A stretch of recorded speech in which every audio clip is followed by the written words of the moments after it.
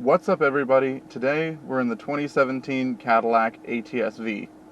For those that don't know, the ATS-V was meant to be a cheaper sort of little brother to the CTS-V, featuring a 3.7 liter V6 producing 464 horsepower and about 445 pound-feet of torque.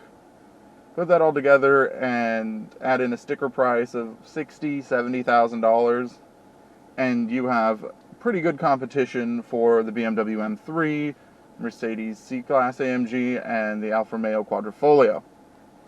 So, can the American stand up to the Europeans? Well, I've got a twisty road right now, so let's see how it does. And immediately, when you drive this car, you realize just how responsive the throttle is and how sharp the steering is. The steering is one of the first things you notice when you get into an ATS-V. It is just about some of the sharpest steering I've ever felt on a modern performance car. I don't know what they've done, but I've driven the Quadrifoglio. I haven't driven the C63 too much, but I have driven the M4, M3s a little bit, and this just absolutely blows them out of the water, in my personal opinion. It feels so sharp. Any little bit of input, and you can feel the car responding to it. Back when this car was new, I remember Car and Driver did a big heads up between the BMW, the Mercedes, and the Alfa, and this car, and they said, while they had a few issues with powertrain, and we'll get into those a little bit, they said that this car had a platform that was in a class of its own. And here in these twisty roads, you can really feel that. 2 weeks ago, you saw me driving the Corvette up here, and I thought that was absolutely excellent. And obviously that is better being a mid-engine car, but I'm amazed at how much this feels like it could compete. Maybe not keep up with it because it's Turbo 6, and you do notice some turbo lag in this motor. But in terms of actual handling and road holding, this Cadillac is deeply impressive. So honestly, I can't even think of too much else to say other than how impressive this damn car is. So what I'm going to do is pull over right here, move some cameras around, and we'll start talking a little bit about other driving dynamics. Right, so now we're off the twisty road. We can talk about a few other things to note with the Cadillac. Like I said up there, the throttle response is quite good. It's quite sharp. However, I do notice a bit of turbo lag at lower RPMs. That's just a factor of what happens when you have these smaller turbocharged engines instead of the big old V8s that we're used to in cars like these. But there is a huge amount of lag from the gearbox. You know, it's an 8-speed automatic with paddles on the wheel that we're all used to now. But for some reason, this car just lags a little bit. Going through the hills, it wasn't so bad, but at other times where I was trying to do some acceleration pulls, I would pull this paddle and nothing would happen. And then it would give me a gear. Or if I was trying to come down from a pull and I wanted to drop it down through the gears, again, pull the paddle. Oh, you wanted a gear, here you go.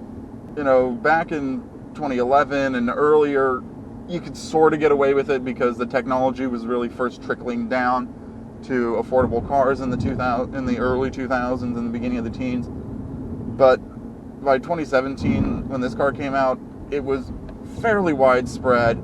It is kind of disappointing that in a car like this, that transmission wouldn't be as responsive.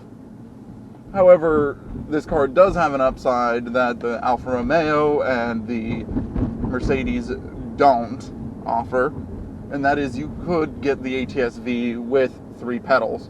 Obviously this car doesn't have 3 pedals, but it was available, and I really do think that would help the experience a lot. I also think that this segment is just about where you are on the borderline.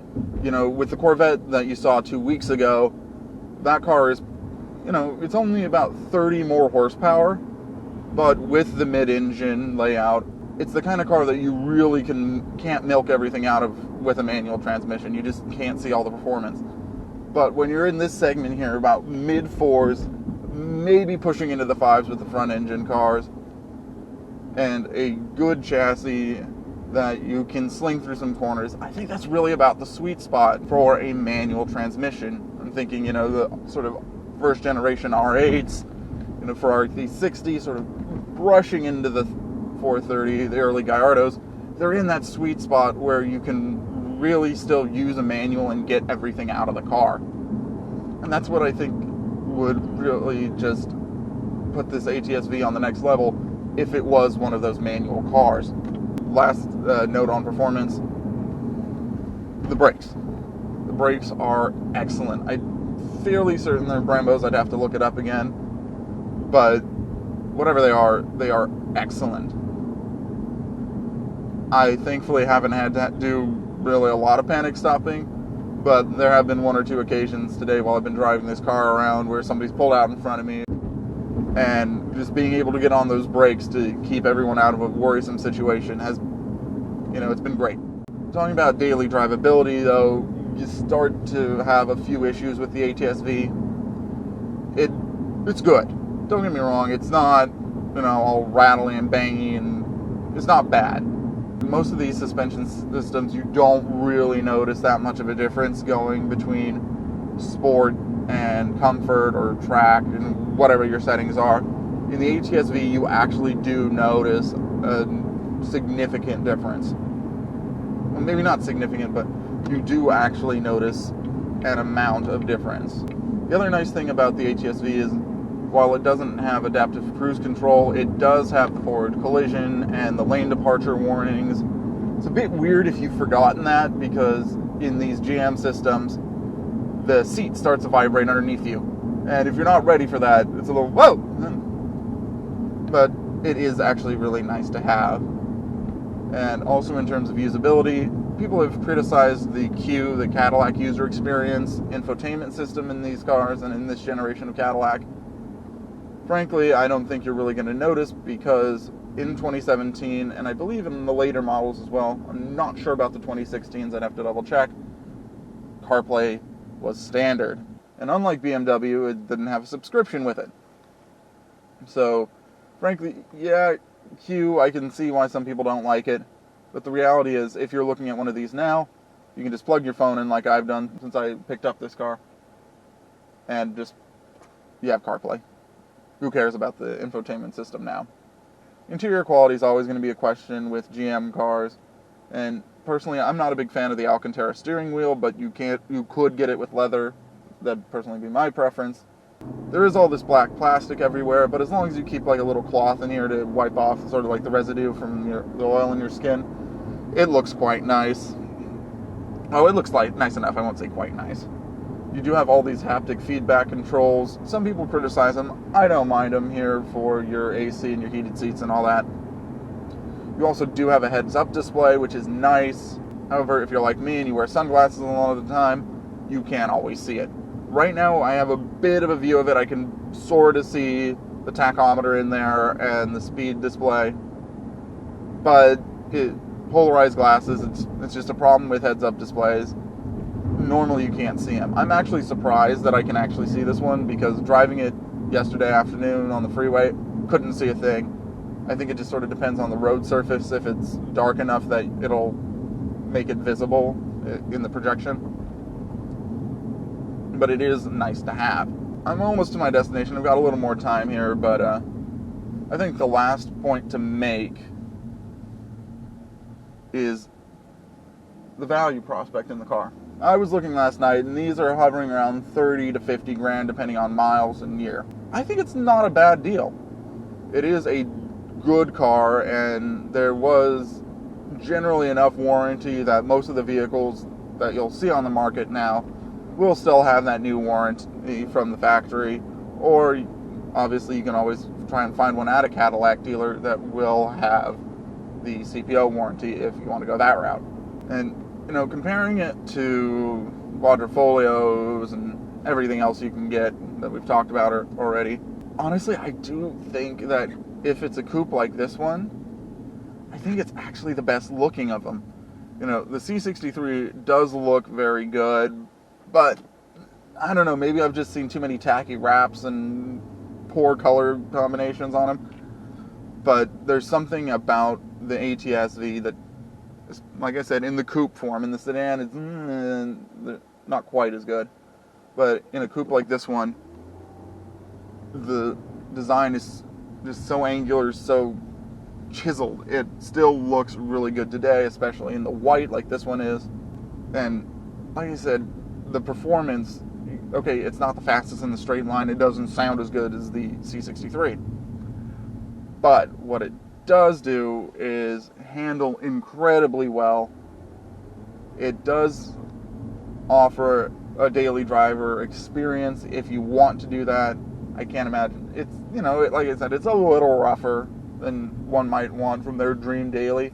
But as I always say when I talk about daily drivability with cars like this, the Corvette and everything else, if you're buying this kind of car, you know what you're in for. And as long as you're not expecting, S-Class or 7 Series or Rolls-Royce ride quality, you're gonna be fine with it. And it genuinely isn't that bad. So given the choice between this car, the Mercedes, the Alfa, and the BMW, honestly, I kind of think I'd have to choose this one. I do really, really like the Quadrifoglio. It's an excellent car, but I had a friend who had a standard Giulia for a few years, and oh boy, just the number of issues he had with it was incredible. Just constantly back to the dealer, constantly having to fix things. And yes, it's an Alfa Romeo, and that's what you have to expect with it. But this car provides just as good a driving experience, in my opinion, as the Alfa. Albeit maybe not quite as good a sound, but nothing an aftermarket exhaust can't fix. And it doesn't have nearly as many reliability issues. So, yeah, if I did have to choose one of those cars, I really would have to give it to this ATS-V. If I had to summarize this car, I think it really fills that sort of modern day E46 M3 slot where it's, it's a little harsh for most people, but if you're an enthusiast who wants to have a car they can drive to work and can just toss around the canyons and have an incredible time in, this is very much the car. And like I said, now that they're in that $30,000 to $50,000 range, they're pretty affordable and they are out there. But my major piece of advice with the ATS-V is, if you can, get it with the manual. This automatic, it works, but it's irritating. Get the manual. Well, thank you for watching. As always, please like, comment, subscribe, all that BS. I do have articles out, so do check the links below to see what I've had to say in written form. And we'll see you in the next video.